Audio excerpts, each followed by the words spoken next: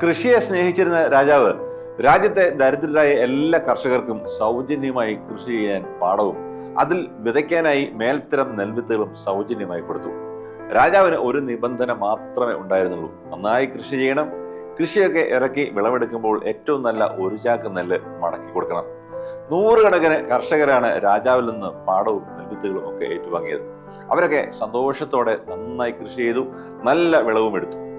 നെല്ലൊക്കെ കൊയ്ത് അങ്ങനെ നല്ലതും ചീത്തയും തരംതിരിച്ച് കൂനകൂനയായി കൂട്ടി അങ്ങനെ ഇട്ടപ്പോൾ ഒരു കർഷകൻ ചിന്തിച്ചു, രാജാവിന് എത്രയോ ചാക്ക് നിറയെ നെല്ലുകളാണ് കിട്ടുന്നത്. അതിൽ ഒരു ചാക്ക് ചീത്ത നെല്ലായാൽ അത് രാജാവ് അറിയാനൊന്നും പോകുന്നില്ല. എല്ലാ കർഷകരും ഇങ്ങനെയൊക്കെ തന്നെ ചിന്തിച്ചു.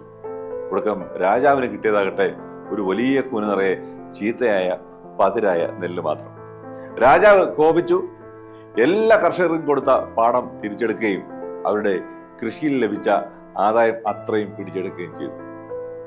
കൊടുക്കുന്നത് എപ്പോഴും നല്ലത് മാത്രമായിരിക്കട്ടെ. ഞായർപ്പള്ളിക്കൂടം ആരംഭിക്കുന്നു. എല്ലാ കൂട്ടുകാർക്കും സ്വാഗതം.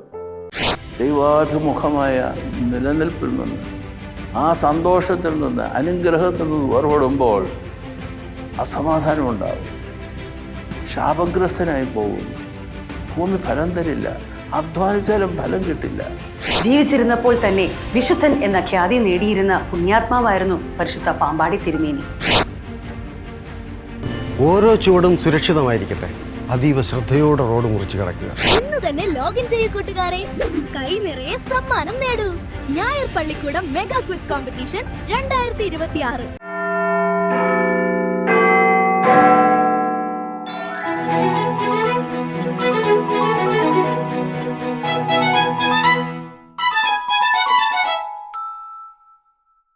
നല്ലതല്ലാത്തത് ചെയ്യുക, നല്ലത് ചെയ്ത് പ്രീതി സമ്പാദിക്കുന്നവരോട് ദേഷ്യവും പകയും തോന്നുക, അവരെ നശിപ്പിക്കാൻ ആഗ്രഹിക്കുകയും അതിനായി ശ്രമിക്കുകയും ചെയ്യുക. ഇതൊക്കെ നമുക്ക് ചുറ്റും സാധാരണയായി കാണുന്നതാണ്.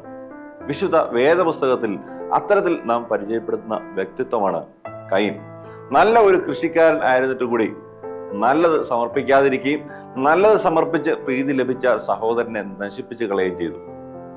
അങ്ങനെ തന്റെ കൃഷിയെല്ലാം നഷ്ടപ്പെട്ട് അവിടെ നിന്ന് പ്രാണരക്ഷാർത്ഥം ഓടിപ്പോകേണ്ടി വന്നു കയീൻ.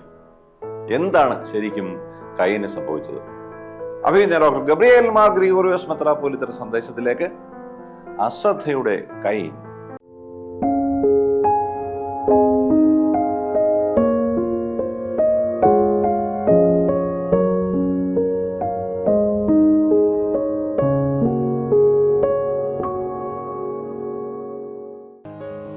പിതാവിൻ്റെയും പുത്രൻ്റെയും പരിശുദ്ധാത്മാവിൻ്റെയും നാമത്തിൽ തനിക്ക് സ്തുതി.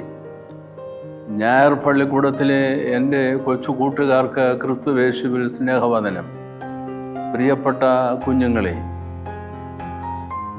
ഉൽപ്പത്തി പുസ്തകം 4-ാം അധ്യായം 2 കഥാപാത്രങ്ങളെ അവതരിപ്പിക്കുന്നുണ്ട്. ഒരു കഥാപാത്രത്തെ സംബന്ധിച്ച് നാം ചിന്തിച്ചിരുന്നു, ഹാബേൽ.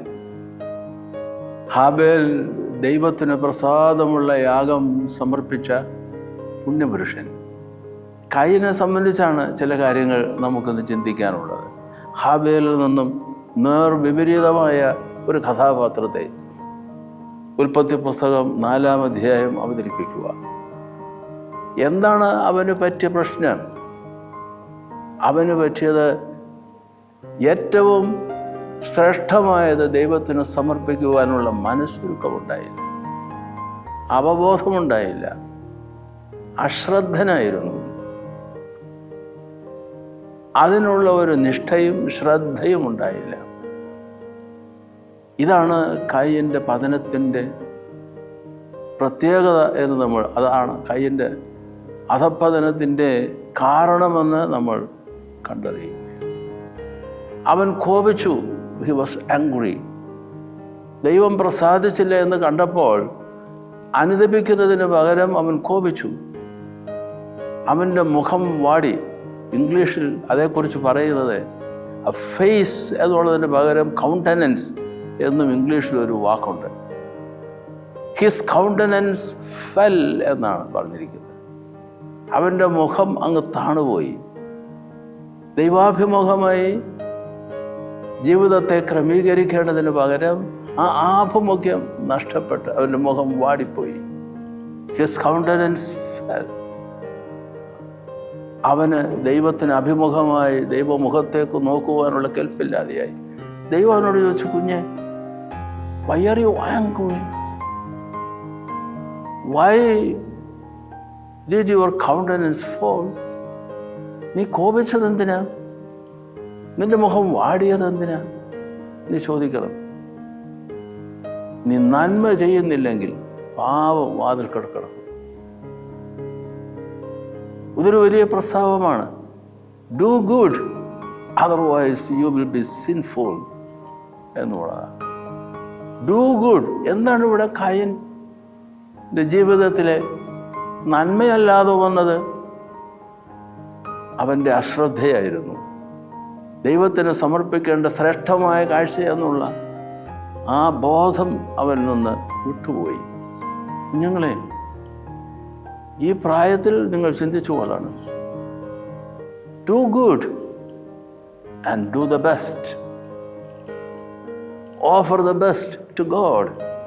ഇതൊരു വലിയ പാഠമാണ്. അവങ്കിലേക്ക് നോക്കിയവർ പ്രകാശിതരായി അവരുടെ മുഖം ലജ്ജിച്ചു പോയിരുന്നില്ല.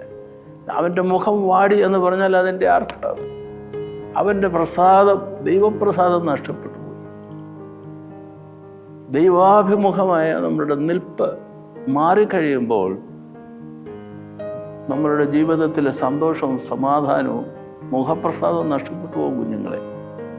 So be careful. ഇതാണ് കയൻ നമുക്ക് തരുന്ന ഒന്നാമത്തെ ഏറ്റവും വലിയ പാഠം. രണ്ടാമത്തെ പാഠം അതിൽ വളരെ ഗൗരവതരവും. ഈ പാപം അതിൻ്റെ മൂർധന്യത്തിൽ വരുന്ന സന്ദർഭത്തിൽ ദൈവാഭിമുഖമായ നിൽപ്പ് നഷ്ടപ്പെടുന്നത് മാത്രമല്ല, അവൻ്റെ സഹോദരനെ പകയ്ക്കും, അവനെ കൊല്ലുന്ന നില വരെ വരും എന്നുള്ളതല്ലേ ഇവിടെ പഠിക്കുന്ന പാഠം. വാക്കിൽ അവനെ കൊന്നുകളയും കൂട്ടുകാരനെ, പെരുമാറ്റത്തിൽ അവനെ ഒതുക്കിക്കളയും. പക്ഷേ ഇതിലും അധികം വളരെ വലുതാണത്. അവൻ്റെ സഹോദരനെ കൊന്നുകളഞ്ഞു എന്നാണ് കാണുന്നത്. കയനോട് ചോദിക്കുന്ന ചോദ്യം കഴിഞ്ഞ പ്രാവശ്യം നമ്മൾ ഉദ്ധരിച്ചതാണ്. കുഞ്ഞേ, കയ്യനെ, നിന്റെ സഹോദരൻ എവിടെ എന്ന് തമ്പുരാൻ തന്നെ ചോദിക്കുമ്പോൾ ഞാൻ എൻ്റെ സഹോദരൻ്റെ സൂക്ഷിപ്പുകാരനാണോ എന്നാണ് ഉത്തരം പറയുന്നത്. ദൈവം കയനോട് പറയുക, മോനെ, നീ ഇനി കൃഷിയിടത്ത് അധ്വാനിച്ചാൽ നിനക്കതിന് ഫലം കിട്ടത്തില്ല. നീ കൃഷിക്കാരനായിരുന്നു, കൃഷിയിടത്ത് ഫലം വേല ചെയ്തപ്പോൾ നിനക്ക് സമൃദ്ധമായി ഉണ്ടായി. പക്ഷെ ആ സമൃദ്ധിയിൽ നിന്ന് ഏറ്റവും ശ്രേഷ്ഠമായത് ദൈവത്തിന് സമർപ്പിക്കുവാനുള്ള മനസ്സൊക്കെ നിനക്കില്ലാതെ പോയല്ലോ. അതുകൊണ്ട് ഇനിയും നീ പണിയെടുത്താലും പാടം നിനക്ക് ഫലം തരില്ല. നീ ശാപഗ്രസ്തനായി പോകും എന്നും കൂടെ കഠിനമായി ദൈവം കയ്യനോട് പറയുന്നു. നീ you will be cursed. You are cursed and you will be cursed. The land will not give you the fruit even if you work hard. വീണ്ടും തുടർന്ന് പറയുകയാണ്, നീ ഭൂമിയിൽ ഉഴലുന്നവനാകും. You will be a wanderer. Your life will not be settled. അനർത്ഥം, നിനക്ക് ജീവിതത്തിൽ സമാധാനം ഉണ്ടാവില്ല, ഇരിക്കപ്പൊറുതി ഉണ്ടാവില്ല എന്ന് നമ്മൾ സാധാരണ മലയാളത്തിൽ പറയുക.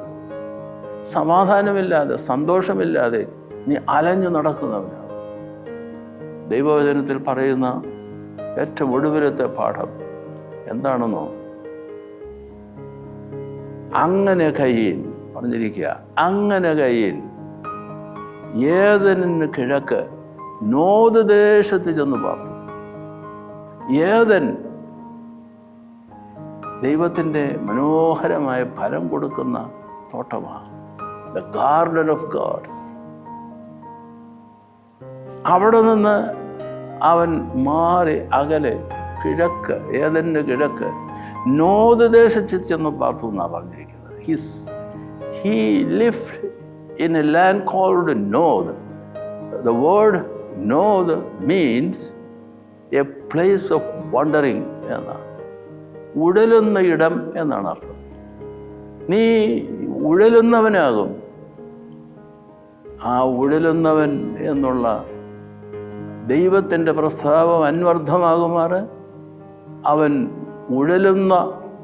ഉഴലുന്നത് എന്നർത്ഥമുള്ള നോദ് എന്ന് പറയുന്ന ദേശത്ത് പോയി പാർത്തു. ഉഴലുന്നവനായിപ്പോയി, അലയുന്നവനായിപ്പോയി.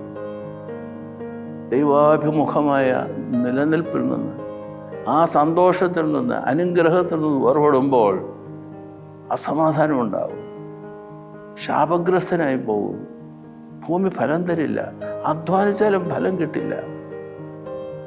അങ്ങനെയല്ലേ? ഒരുപാട് സമ്പാദിക്കുന്നു, സമർത്ഥനാണ്, സമ്പാദിക്കുന്നു, പക്ഷെ സമാധാനം ഇല്ലാതായി പോകുന്നില്ലേ? കുഞ്ഞുങ്ങളെ, ഉൽപ്പത്തി പുസ്തകം 4-ാം അധ്യായം 1 മുതൽ നമ്മൾ സൂക്ഷ്മമായി വായിക്കണം.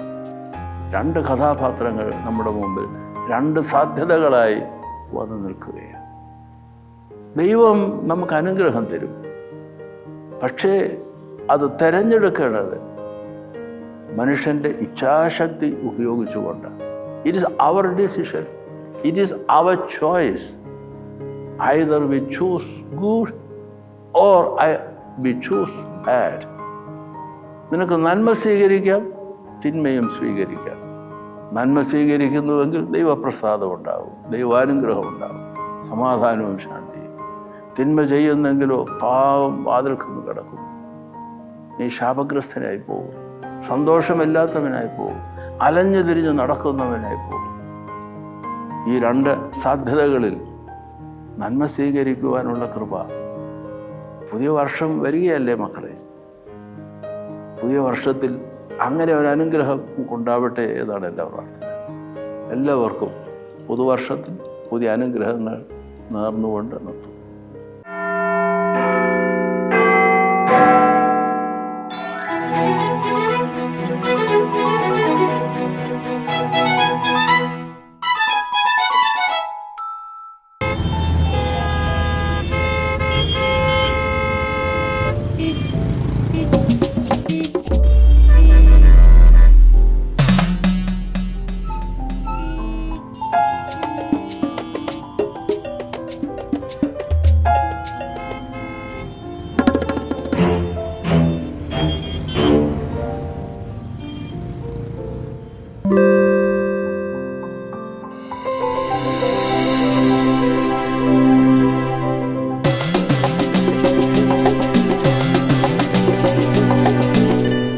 ഓരോ ചുവടും സുരക്ഷിതമായിരിക്കട്ടെ.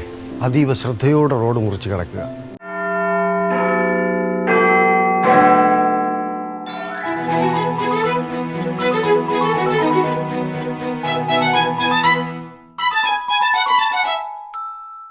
കാലശേഷം പരിശുദ്ധന്മാരായി പ്രഖ്യാപിക്കപ്പെട്ട സഭാപിതാക്കന്മാർ നമുക്കുണ്ട്. എന്നാൽ ജീവിച്ചിരിക്കെ തന്നെ വിശുദ്ധരായി വിശേഷിക്കപ്പെട്ട ഒരു പുണ്യപിതാവ് നമുക്കുണ്ട്, പരിശുദ്ധനായ പാമ്പാടി തിരുമേനി. കുര്യാക്കോസ് മാർ ഗ്രിഗോറിയോസ് എന്നതായിരുന്നു തിരുമേനിയുടെ മുഴുവൻ പേര്. ആ വിശുദ്ധമായ ജീവിതം ആഴമായി വരച്ചു കാട്ടുന്ന ഒരു ചെറിയ ഗ്രന്ഥമാണ് വിശുദ്ധിയുടെ വിരിക്കൂട്ടം. ഇന്നത്തെ പുസ്തക പരിചയത്തിൽ വിശുദ്ധിയുടെ വിരിക്കൂട്ടം.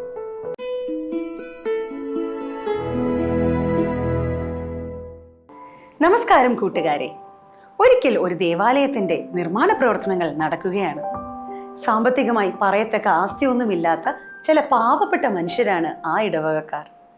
പണത്തിന്റെ ബലമില്ല, പക്ഷേ അവർക്കുണ്ടായിരുന്നത് അധ്വാനത്തിന്റെ കരുത്തായിരുന്നു. അവരുടെ വിയർപ്പിന്റെ ഫലമായിട്ടാണ് ആ ദേവാലയം ഉയരുന്നത്. എല്ലാ പ്രവർത്തനങ്ങൾക്കും നേതൃത്വം നൽകുന്നത് ഒരു വൈദിക ശ്രേഷ്ഠനായ റംബാച്ചൻ. കുമ്മായത്തിന്റെ ജോലി, വെട്ടുകല്ലിന്റെ ജോലി, തടിയുടെ ജോലി എല്ലാം പല ഗ്രൂപ്പുകളായി തിരിച്ച് ഏൽപ്പിച്ചിരിക്കുന്നു. റംബാച്ചന്റെ ആവേശം അവരിലേക്ക് ഊർജമായി പകർന്നു. എല്ലാവരും മനസ്സോടെ ജോലി ചെയ്തു. പക്ഷേ സന്ധ്യ ആയപ്പോൾ ശരീരം തളർന്നിരുന്നു. കൈകൾ വീർത്തു, ദേഹം മുഴുവനും മണ്ണും പൊടിയും കുമ്മായവും. അപ്പോൾ റംബാച്ചൻ അവരുടെ അടുത്തേക്ക് ചെന്ന് പറഞ്ഞു, നിങ്ങൾ എല്ലാവരും തളർന്നിരിക്കുന്നു, ഇനി നമുക്ക് ജോലി നിർത്താം, വരൂ, വന്ന് ഭക്ഷണം കഴിക്കും. റംബാച്ചൻ എല്ലാവർക്കും ഭക്ഷണം വിളമ്പി. ഭക്ഷണം കഴിഞ്ഞതോടെ അവർ വീടുകളിലേക്ക് മടങ്ങുവാൻ തുടങ്ങി. അപ്പോൾ റംബാച്ചൻ വീണ്ടും പറഞ്ഞു, നമുക്ക് എല്ലാവർക്കും കൂടി ഒരുമിച്ചൊന്ന് പ്രാർത്ഥിച്ചിട്ട് പോകാം. അവർ അല്പം ആശങ്കയോടെ പറഞ്ഞു, റംബാച്ചോ, ഞങ്ങളൊക്കെ വേർതിരിക്കുകയാണ്. ദേഹം മുഴുവനും പൊടിയും മണ്ണും കുമ്മായവുമാണ്. ഇങ്ങനെ നിൽക്കുന്ന ഞങ്ങൾ എങ്ങനെ റംബാച്ചന്റെ അടുത്ത് വന്ന് പ്രാർത്ഥിക്കും? അപ്പോൾ റംബാച്ചൻ വളരെ ശാന്തമായി പറഞ്ഞു, നിങ്ങൾ എന്റെ അടുത്തേക്ക് വരണ്ട, ഞാൻ നിങ്ങളുടെ അടുത്തേക്ക് വരാം. അദ്ദേഹം അവരുടെ അടുത്തേക്ക് ചെന്നു ഒരാളുടെ കൈ പിടിച്ചു ആ കൈകളിൽ മുത്തം നൽകി. അവരിൽ ഒരാൾക്ക് മാത്രമല്ല, എല്ലാ കൈകളിലും റംബാച്ചൻ മുത്തം നൽകി. അവർ അമ്പരന്നു നിന്നു. ഇതുവരെ പുണ്യാത്മാവായ വൈദികന്റെ കൈകളിൽ മുത്തം നൽകുന്ന കാഴ്ച മാത്രമേ അവർ കണ്ടിട്ടുള്ളൂ. ഇന്നിതാ അവരുടെ കൈകളിൽ ഒരു വൈദികൻ മുത്തം നൽകുന്നു. അവർ ചോദിച്ചു, റംബാച്ചോ, എന്താണിത്? ഞങ്ങളല്ലേ ആ കൈകളിൽ മുത്തം നൽകേണ്ടത്? അതിനു പകരം അങ്ങ് പാപികളുടെ കൈകളിൽ മുത്തം നൽകുകയാണോ? അപ്പോൾ റംബാച്ചൻ പറഞ്ഞു, അധ്വാനിക്കുന്നവരെയും ഭാരം ചുമക്കുന്നവരെയുമാണ് ഞങ്ങളെക്കാൾ ദൈവത്തിന് കൂടുതൽ ഇഷ്ടം. നിങ്ങളോട് ദൈവം കൃപ ചെലുത്തുന്നത് ഞങ്ങളോട് ചെയ്യുന്നതിലും വേഗത്തിലാണ്. ഞങ്ങളെക്കാൾ നിങ്ങളാണ് ദൈവത്തിനോട് കൂടുതൽ അടുത്ത് നിൽക്കുന്നത്. അതുകൊണ്ടാണ് ഞാൻ നിങ്ങളുടെ കൈകളിൽ മുത്തം നൽകുന്നത്. കൂട്ടുകാരെ, പരിശുദ്ധ പാമ്പാടി തിരുമേനി എന്ന് പൊതുവെ ഭക്തജനം വിളിക്കുന്ന പരിശുദ്ധ കുര്യാക്കോസ് മാർ ഗ്രിഗോറിയോസ് മെത്രാപ്പോലിത്തയായിരുന്നു ഈ റംബാച്ചൻ. ജീവിച്ചിരുന്നപ്പോൾ തന്നെ വിശുദ്ധൻ എന്ന ഖ്യാതി നേടിയിരുന്ന പുണ്യാത്മാവായിരുന്നു പരിശുദ്ധ പാമ്പാടി തിരുമേനി. രോഗികളോടും അശരണരോടും യാചകരോടും മാത്രമല്ല, പക്ഷി മൃഗാദികളോട് പോലും അദ്ദേഹത്തിന് അതിരറ്റ സ്നേഹവും ദയാവായ്പും ഉണ്ടായിരുന്നു.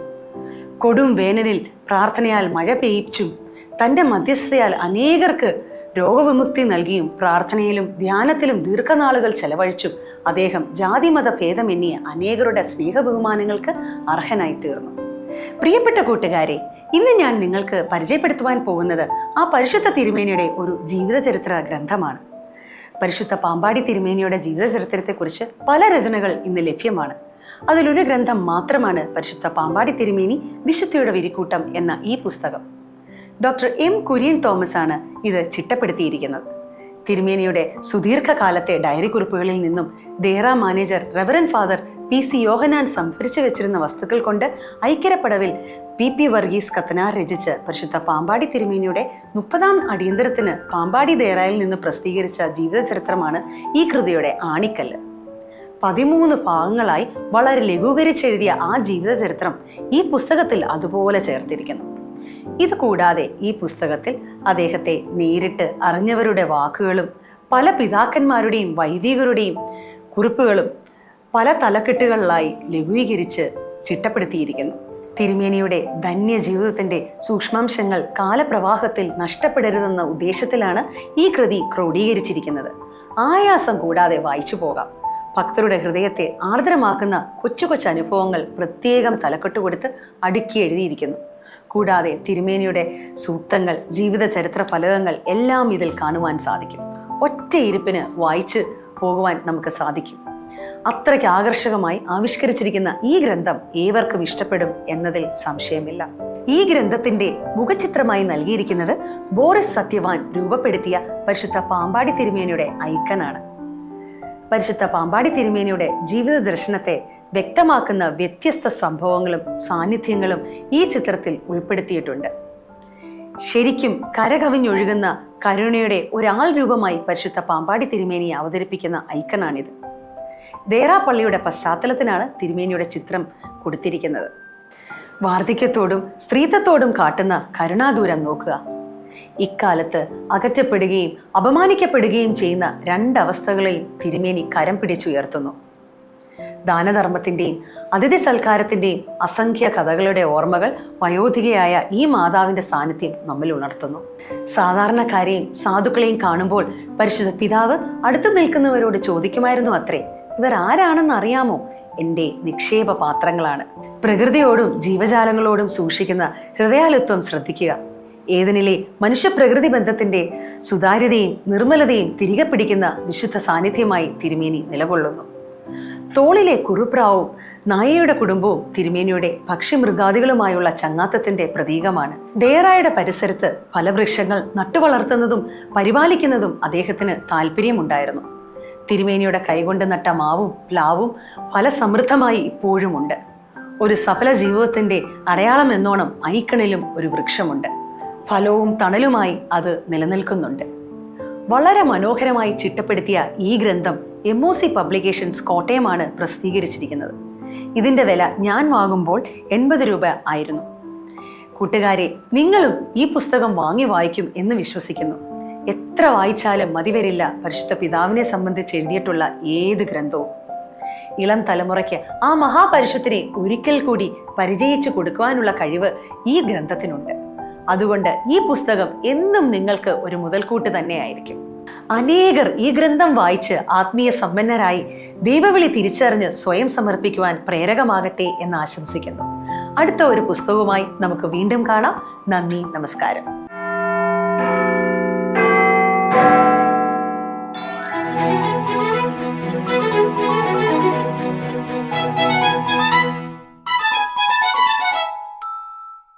Question time.